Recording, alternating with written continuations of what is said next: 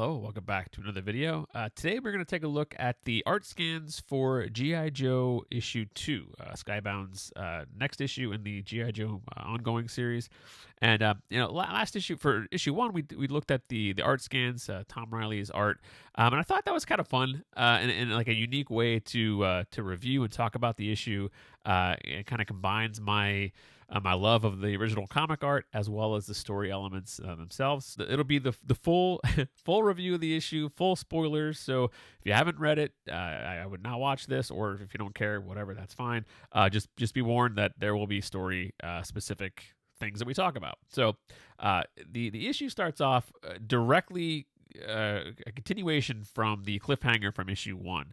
And issue 1, we saw rock and roll get lit up by Energon rifles, and the question was, is rock and roll dead?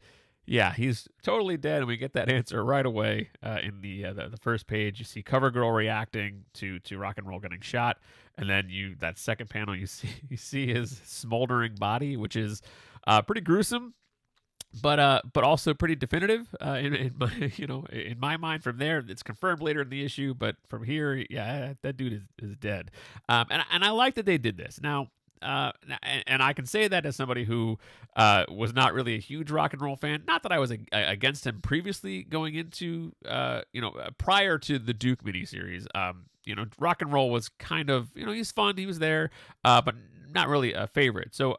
But in the Duke miniseries, I really enjoyed him. I really enjoyed his characterization. I enjoyed his, kind of interplay with Clutch. It's just a good character that they fleshed out pretty quickly, and it meant his death means something, and I think that's important. So if you're gonna do this, if you're gonna kill off characters, do it in a way that is impactful. Do it in a way that is memorable, important to the story, and here it is very important to the story because one, it sets the tone that this is possible. This is war. These are these characters are.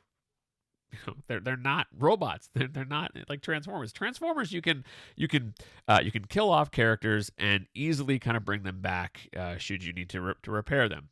So it's not the deaths in the Transformers comic. While impactful, and Daniel Warren Johnson has said that he doesn't want to bring characters back. When he kills them, he wants them to be gone, at least while he's on the book, while he's writing the series. But like Bumblebee, like some other characters, you can see them coming back down the line, and they can write it in because they are robots. You can repair them, you can fix them with Energon. So there it's impactful, but it doesn't carry the weight that it might here in a G.I. Joe book. Because it's military, these are humans, these are human characters, and I think you need to establish that this is possible, and they did that, and I'm sure that the Joe team, as we'll see in this issue, are pretty decimated, and that just means we're gonna get more characters. We're gonna get more of the there are plenty of G.I. Joe characters to add to the roster, and I'm sure we're going to see that happen pretty soon. So, all right, so rock and roll down for the count. He's dead, and then you have Mercer, who is kind of threatening to kill Clutch. He's saying back off, like CoverGirl is trying to help rock and roll.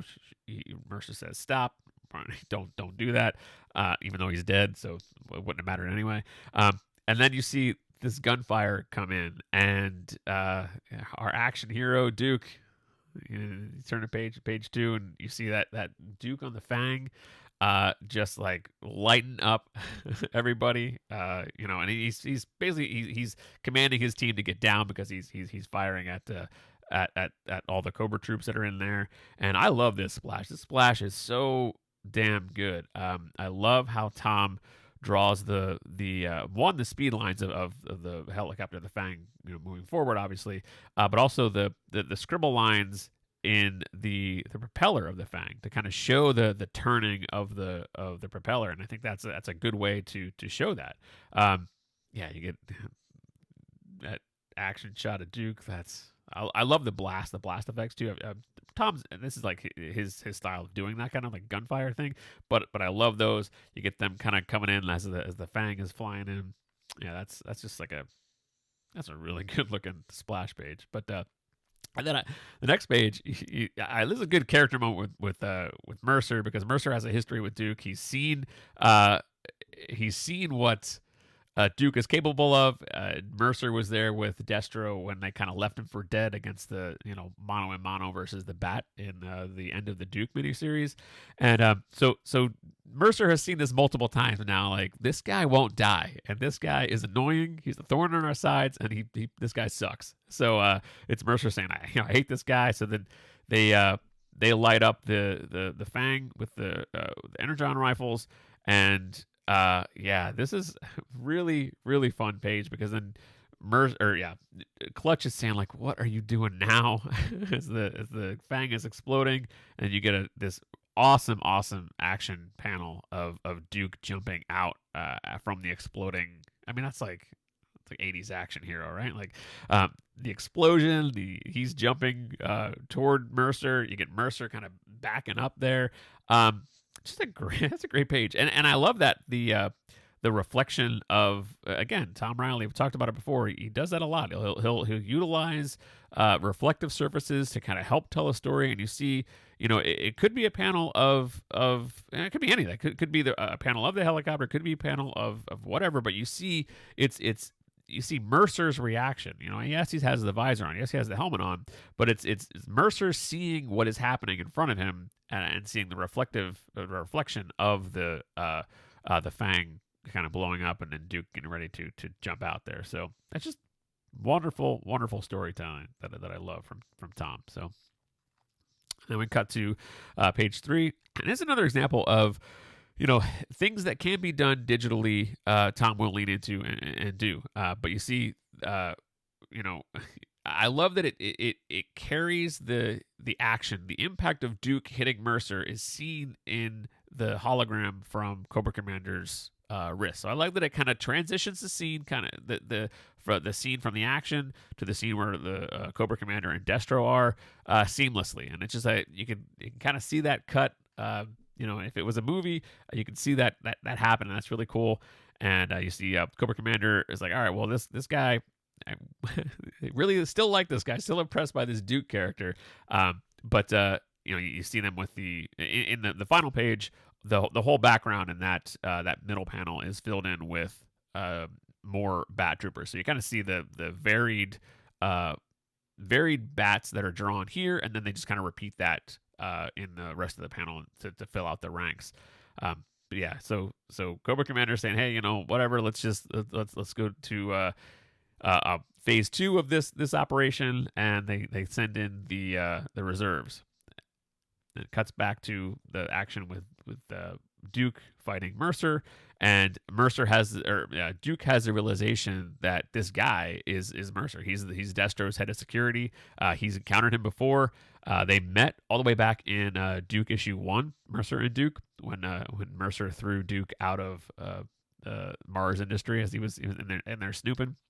But yeah, so he has this like, okay, so now Destro is involved in this somehow, and he's kind of piecing together what is going on, and who they are up against. And so the other thing that ties in the previous page, where Cobra Commander is saying we're gonna send in the troops, the reserves, and you see these boots kind of hitting the ground. They're entering the scene. You see this panel of a this like doctor, scientist who was there, and then the gun kind of igniting, ready to fire, and it's the introduction of the team, the Valkyries, and you see the spread.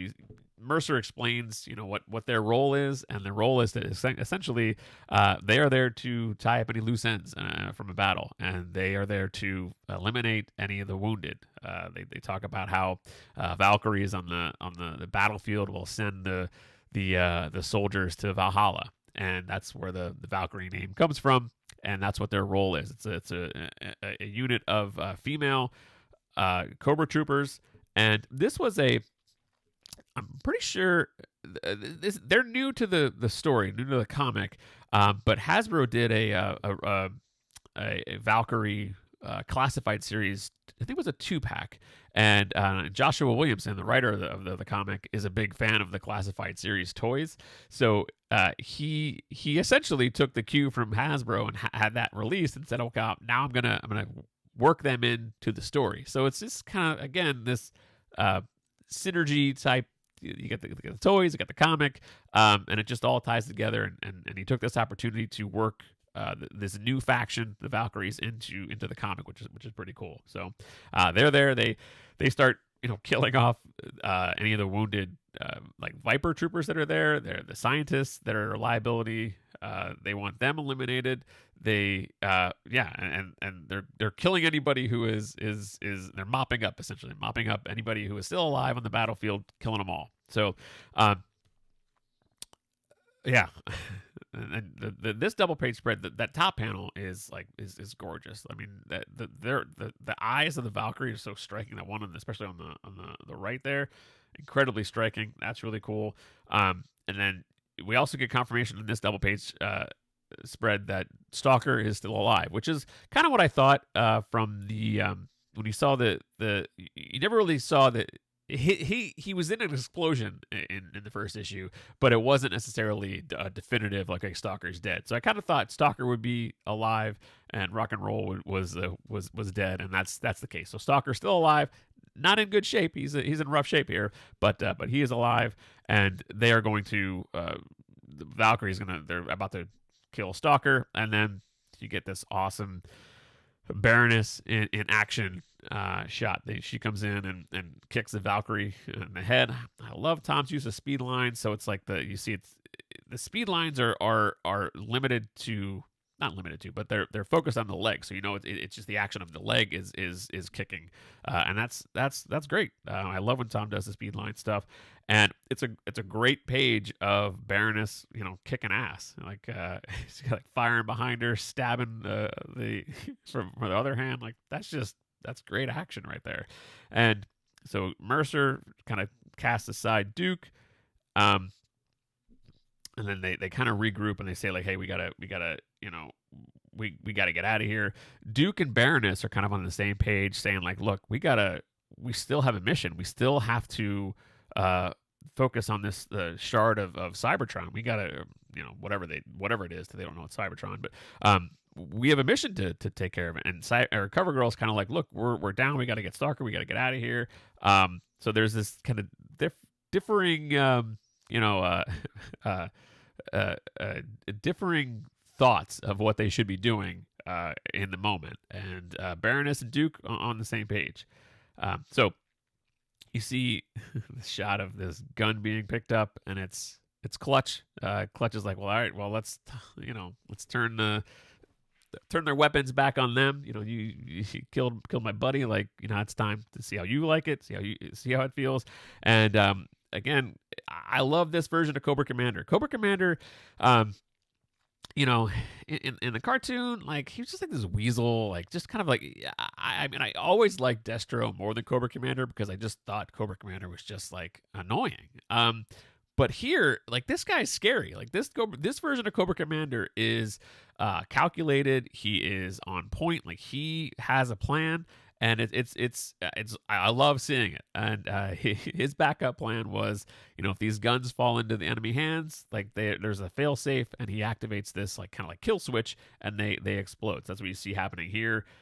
There's an alarm that goes off, and they start exploding. And it also seems like Cobra Commander is also very ruthless in the sense that he kills off, I can only imagine, like, some of the Valkyrie characters. I mean, he sends in the Valkyries to kill off the wounded there, and then Clutch gets a hold of the gun. So Cobra Commander says, all right, well, leave no trace. So explodes the guns and kills more of his own troops. So just shows you the value of life that Cobra Commander has, and it's not high. He doesn't really care if it's his own, the enemy, whatever. He anything to accomplish his goals. So you see Mercer kind of take off there. He escapes, and you see the explosion of all the guns. All the guns explode, and Mercer takes off with the shard of Cybertron. The Joes are defeated, and the first mission.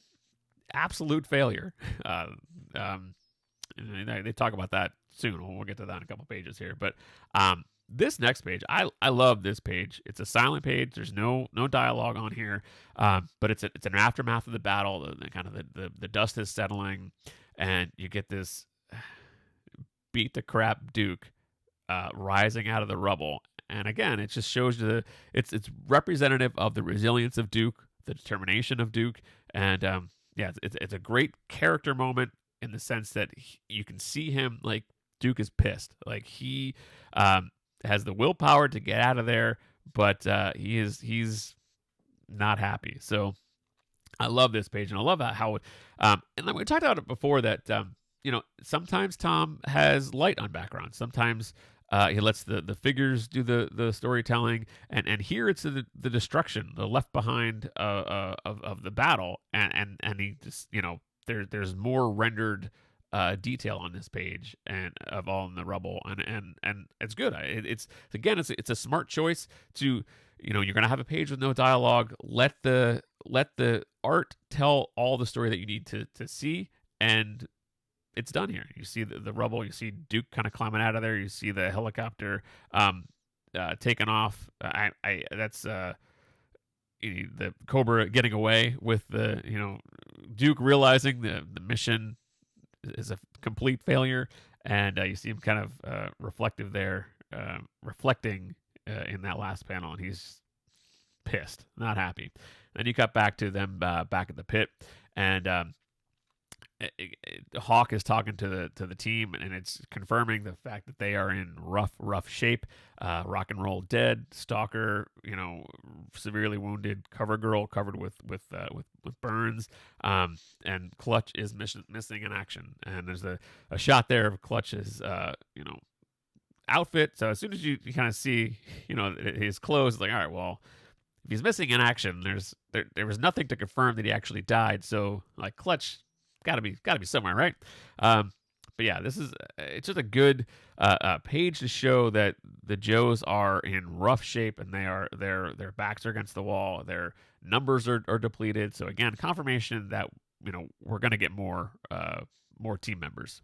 Be it if there's one added this issue, and then we'll see next issue if they add more. But I gotta think there more are coming. So yeah, can't wait to see who they add to the ranks, especially someone to replace Rock and Roll.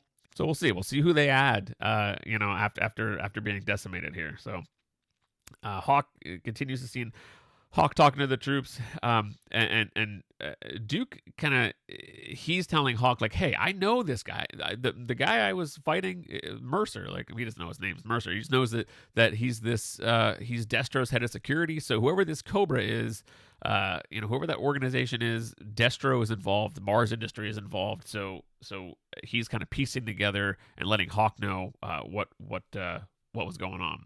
So. This is, and again, it's.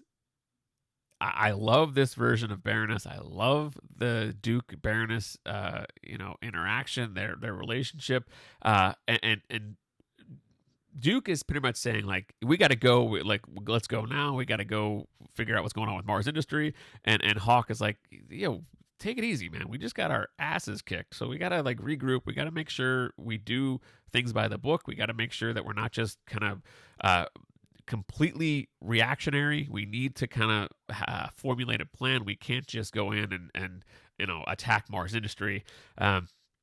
So Baroness is agreeing with Hawk here. So you kind of see it, even though they were on the same page on the battlefield, Duke and Baroness, in the sense they had to complete the mission. Here, Baroness is saying like, look, we gotta like, Hawk is right. So I like that. I like that kind of those, just further establishing relationships, and Baroness is speaking her mind. I love this. I love where this is going, and that kind of interplay between all the characters.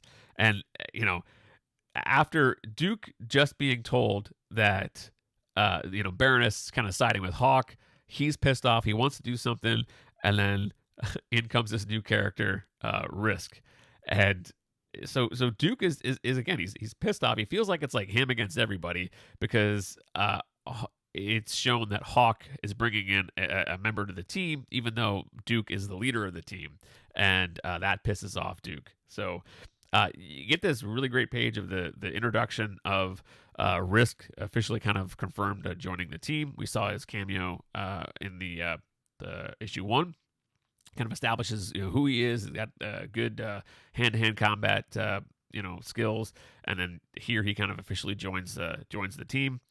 And we get a little bit of backstory here. There's Baroness is aware of who Risk is, and this is interesting. This is an interesting page because you see this top panel where Baroness kind of knows about his history of fighting like off some ninjas, and I think this is really interesting because I've seen some people have the theory that Risk could be Snake Eyes. Some he dresses in black, and then there's this like ninja connection. I don't think this is. I don't think Risk is Snake Eyes. I mean, who knows? It could, whatever. I think Risk is going to be.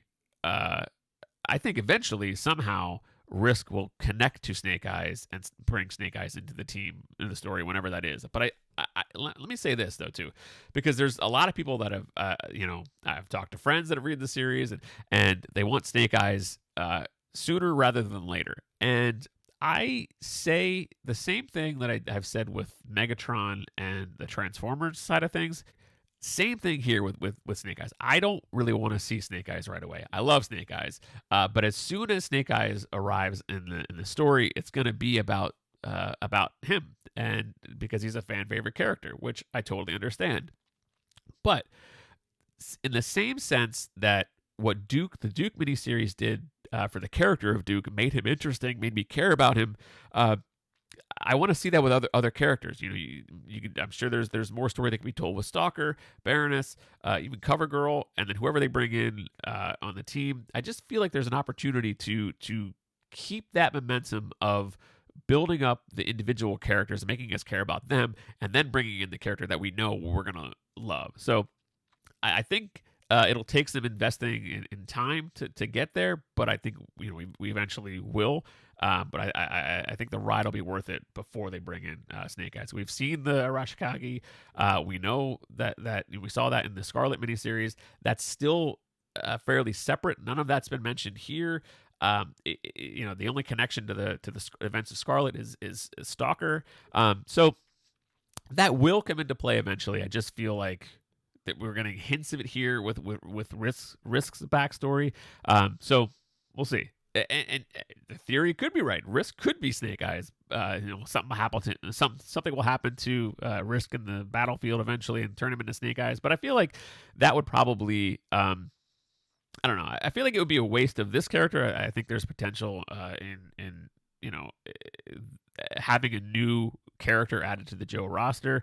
But we'll see. I don't know. But it's fun. And that's, again, I talked about this before. When you read comics month to month, you kind of theorize and think like, okay, what could this mean? What could that be Snake Eyes? I don't know. But there's a reason why there's the panel of him fighting ninjas. They're making that connection. So they're leaning into the ideas that could that be Snake Eyes? I don't know. But I think what it'll be is I think he'll have a connection, and somehow that will relate to Snake Eyes down the road. But the other thing I love about this page, so it's Duke confronting Hawk, saying like, "What the hell, man? Like, I thought I was in charge of this team, and you're like bringing in people." What I love is when necessary, that bottom panel of a very pissed off Duke is so cartoony.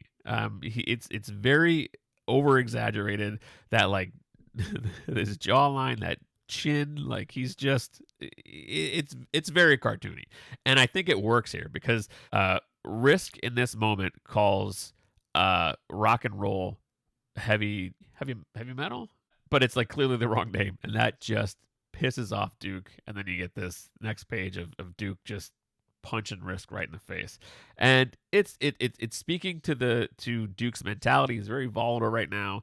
He's experienced loss. We've seen him kind of react to loss in the past, and what happened in the Duke miniseries, that how he lost the pilot of the jet he was in, Frosty, was killed by Starscream, and like that loss propelled him on that journey to kind of buck military protocol. He storms off of from Hawk's office, and then goes off on his own kind of mission, and somewhat AWOL. So you see that again here. The Duke is still, he's not fully in control of his emotions, and he just loses it. So and Risk is like, whatever, man. Like I can fight. Like I have no problem with this. So he's bring it on. So then there's this nice Duke versus Risk page, and actually the cover to issue 3 is more of this. It's them fighting. So this scene ends here, cuts away. But I don't know. We'll see if the fight continues in the 3rd issue. If the cover is any indication, it will. So we'll see more of that.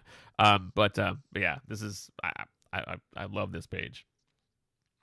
Then we cut to the events of Cobra kind of returning back to Mercer, returning back to base. He's at "Welcome to Springfield" sign, and again you see the helicopter landing, and you see the propeller, the squiggle lines of all the propellers, and I think that's a really cool way of showing that motion. Right, so Mercer comes back. There's Vipers and Valkyrie represented there. So even though we didn't see everybody who escaped, it's implied that there were multiple Cobra. They're not like all dead, but there are some people who returned from the mission. And yeah, this is again more of the Destro Cobra Commander, butting heads. It's Destro saying like, look, these are my weapons, and you went behind my back and put this failsafe in there. You didn't tell me, like, don't do that again. Like, this is, but I feel like this is going to be this series is going to be a lot of Cobra Commander doing what he wants, and Destro saying like, don't do that again. And then eventually, I'm sure there will be some type of rift that happens, but we'll see. But again, I love that. I love the Cobra Commander Cobra Commander and Destro interactions, and you see it here. They're looking to accomplish the same mission, but they're at odds, and I love seeing it. And yeah, so it talks about Destro saying like, "Hey, these are my weapons. Like, what are you doing?" And Cobra Commander talks about like, look, there's something else involved here, and this involves something before I was involved in you, and it's the fact that he had Megatron, as a prisoner, which he's not, doesn't want Destro knowing that. So you see like what Cobra Commander tells Destro, what he doesn't tell him. They're just protective of their information, and it's you saw Cobra Commander explode the guns to protect the information, the technology to protect the technology from getting in the hands of the Joes, and you see Cobra Commander again here withholding information from Destro. So I love it. I love seeing that.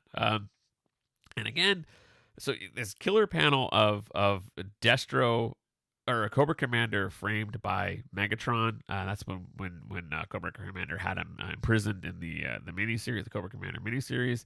And again, there's more like Tom. He doesn't have to, in this panel of Cobra Commander looking down with his clenched fist. You don't have to add to the visor.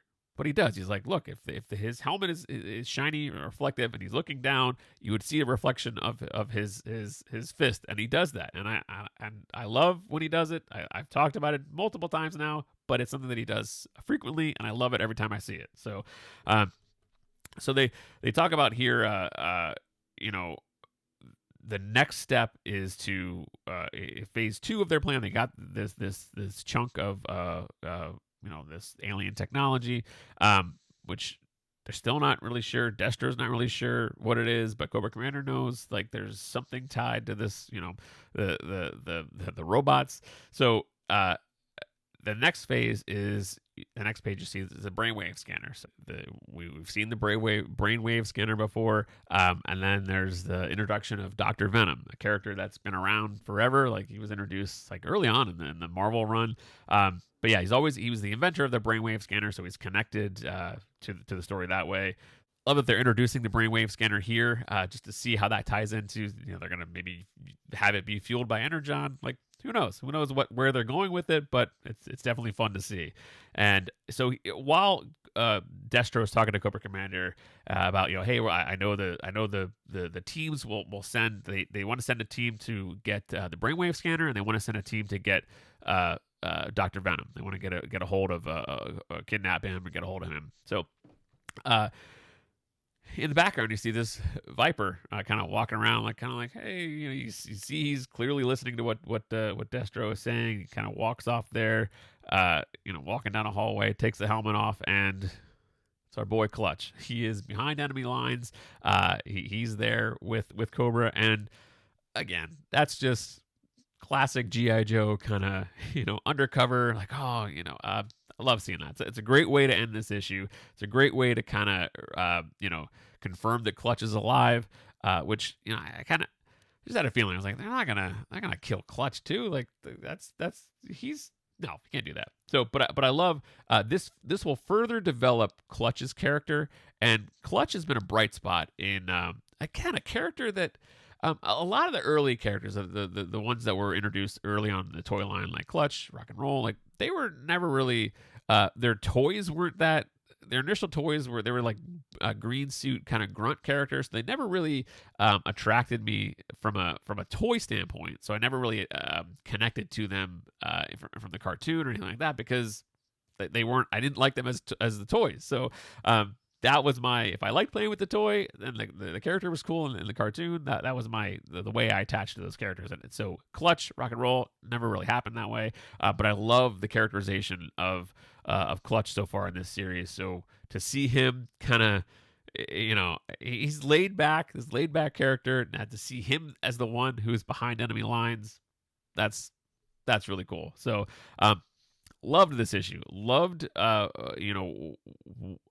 it sets up that the Joes are up against the wall. Like, they are kind of screwed. Their numbers are down. They've lost the upper hand with the access to the technology. And Cobra is going to continue to outmaneuver them, and I love seeing that. I think that's what needs to happen in this story. You need to see. The friction of the Joes, kind of have them come together in a way that they did that with the Duke miniseries, where they broke Duke down to build him back up. They build him back up to get to this point where he's leading the team, and they're going to break him down again to become an actual leader of the team. So I think it's really fun. I'm enjoying this, and definitely looking forward to next issue. So hope you enjoyed this. I'm going to try to do this regularly if I can. If I can get the art scans from Tom's rep Josh at Modern Mythology Comic Art, I'll keep doing this, because I think it's a fun way to talk about the issue and not necessarily just be another rehash of showing off the published pages with all the dialogue. So even though you see me talking about the story, you see the art, you can still experience the story by reading it, because there's still other things to be gained by doing that. So yeah, I think it's fun, and I'll continue doing it. I love any reason to talk about these comics. So yeah, we'll see. So anyway, thank you very much for watching this one, and I will see you soon.